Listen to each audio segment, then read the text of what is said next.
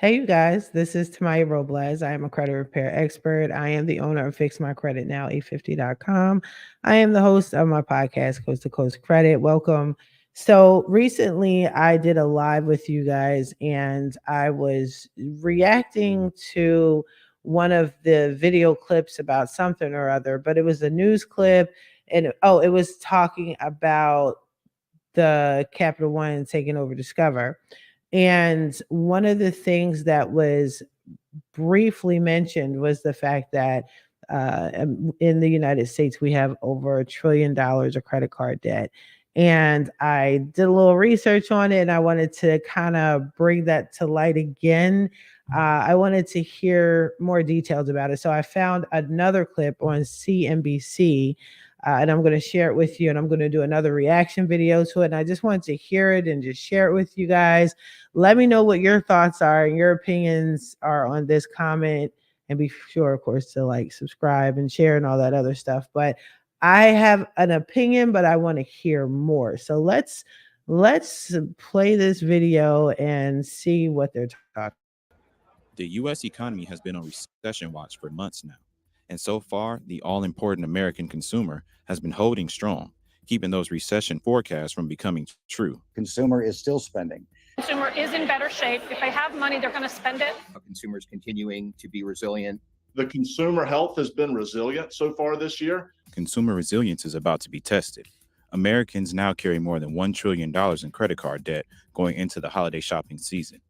The Federal Reserve's rate hikes have caused average interest rates for credit cards to spike to more than 22%. Rates on retail credit cards are even higher, nearing 29% on average. Despite this, the holiday season shows no signs of a slowdown, as each shopper is prepared to spend almost $900 on average this year, according to an NRF survey. US consumers walking towards a cliff, basically. The state of the consumer will be in focus in the post-holiday season, as economists will want to know, can American consumers handle racking up a record amount of credit card debt, and if it will lead into more delinquencies.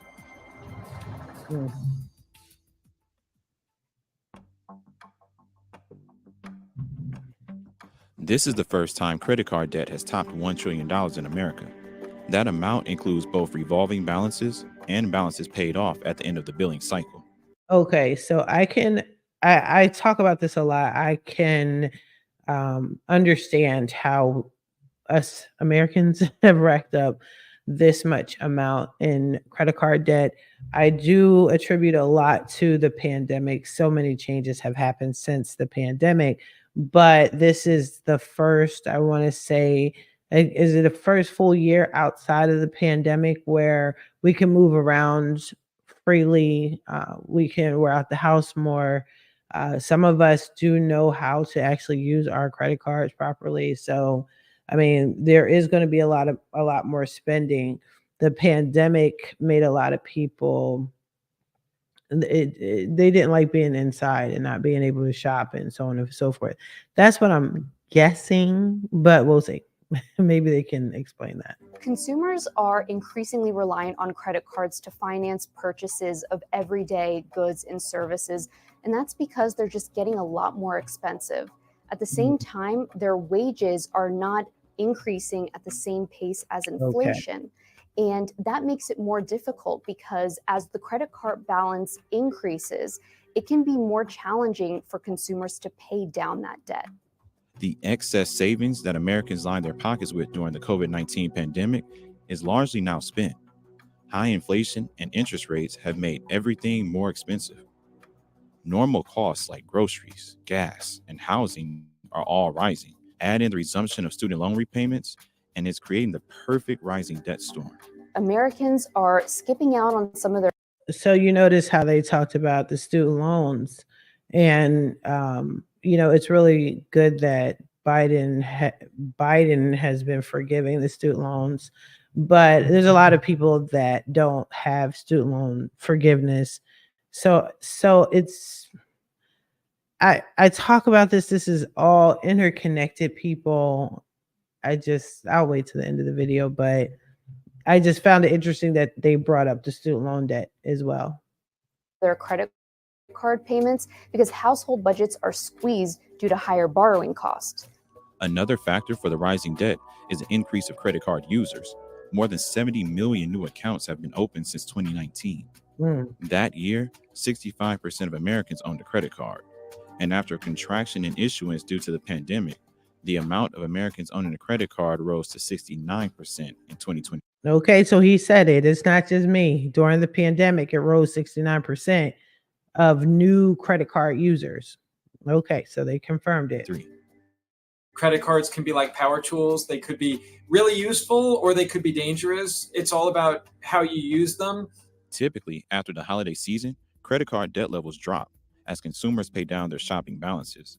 But at the start of 2023, it remained unchanged. And now shoppers are prepared to spend even more than 2022.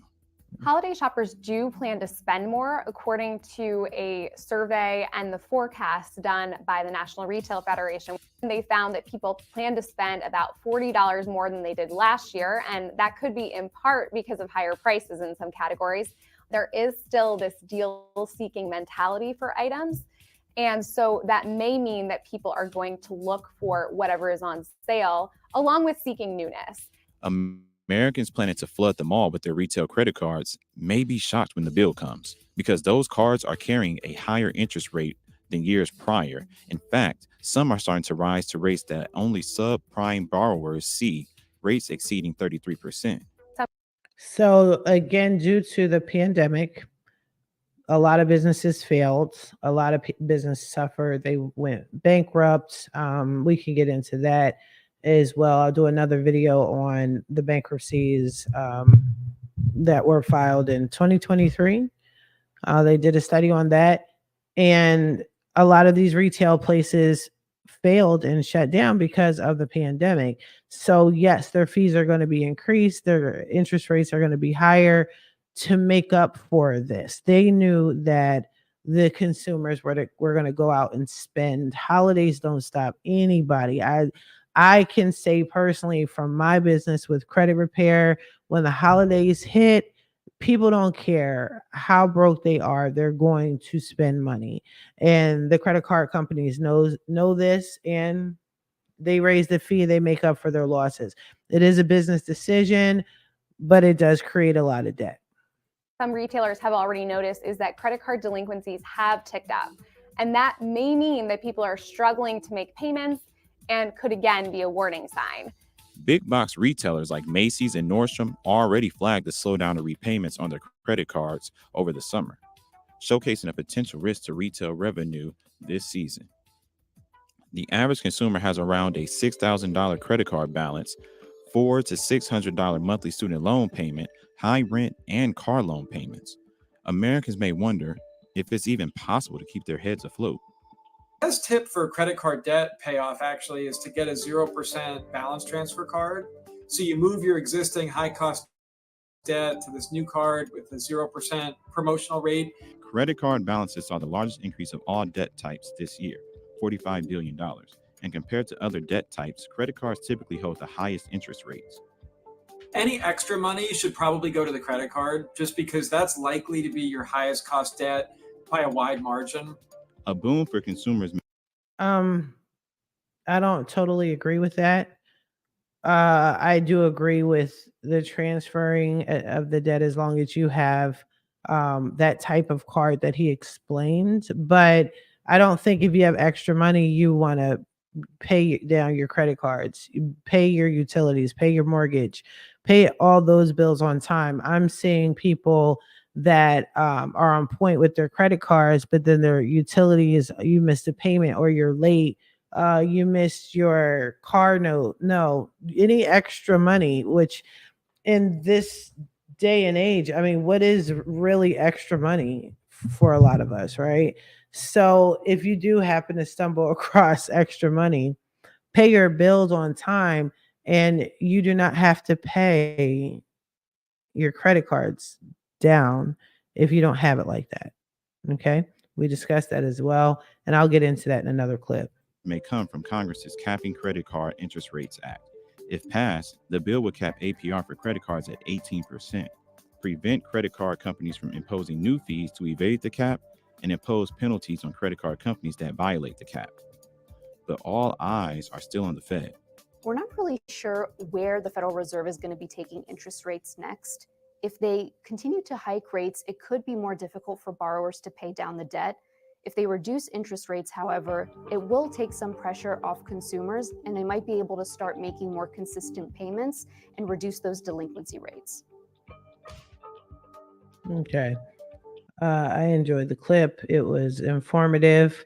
Um, Good to know. But so here are my thoughts with regards to this $1 trillion debt.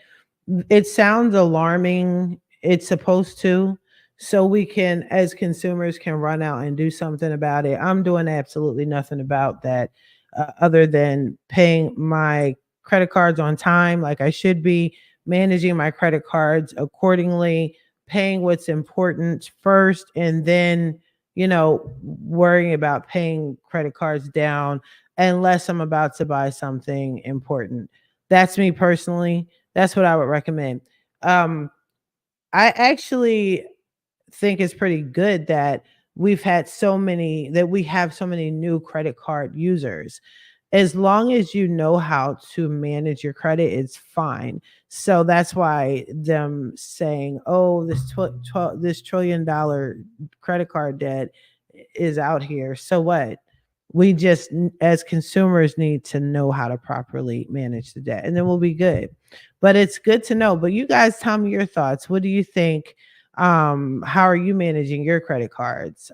Do you have secure credit cards, unsecured credit cards? Let me know. Leave a comment, like, subscribe, download, do your thing.